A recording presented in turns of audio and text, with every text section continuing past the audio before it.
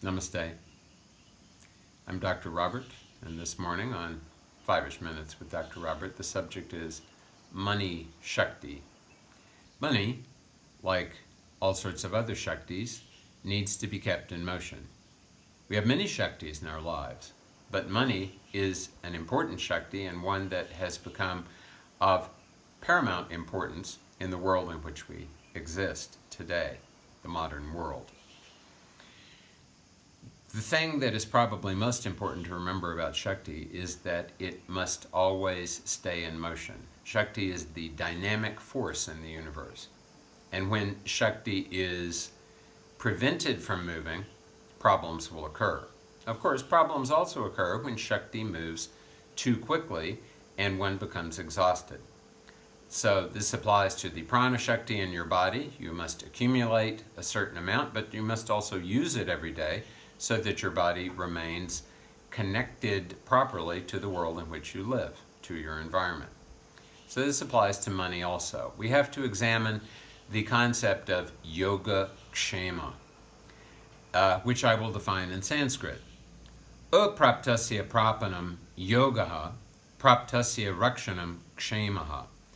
So yoga means to obtain that which you have not yet obtained.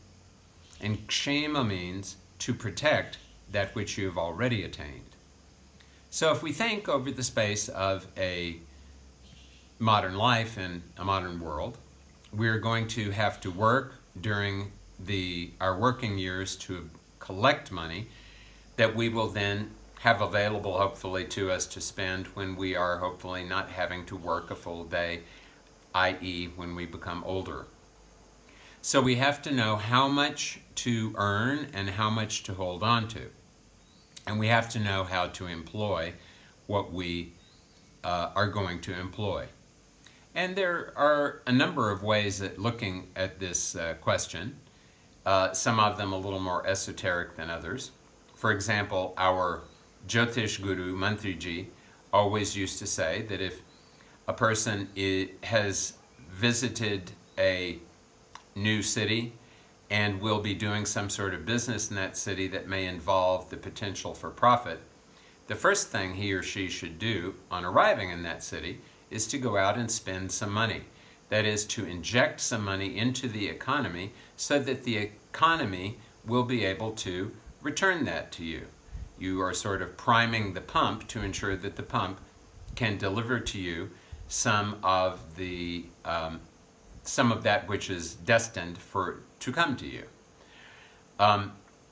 What happens to many of us is that we try to look at the question of money separate from the question of how the economy moves. The money always has to move. We always have to be putting money into the economy, but we have the choice of how much we put in at any one time and how we put that money in and what we choose to put it in on. If we choose to put it into good things, it's more likely that, according to the principle of resonance, those good things will return in our direction. If we choose to put it in not so good things, then probably the advantage of putting it into good things will not accrue to us so well. So it's always a matter, especially nowadays, of knowing how much to hold on to. If you hold on to too much and become a miser, then eventually you will be damaging your own prosperity because you're not facilitating the activities of the entire economy. On the other hand, if you allow too much to flow out of you, which is more the problem nowadays, what will happen is Lakshmi, who is always, as Vimalanandaji used to say, chanchala, she's always in motion, Lakshmi will get the habit of moving out of you, and then it will be difficult for you to hold on to prosperity.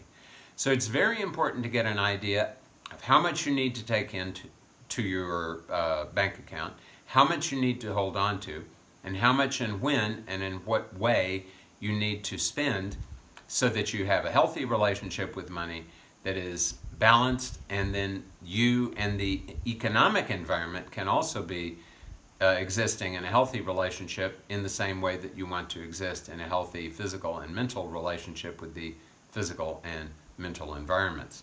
This is Dr. Robert wishing you a happy, profitable, and well-balanced experience of money.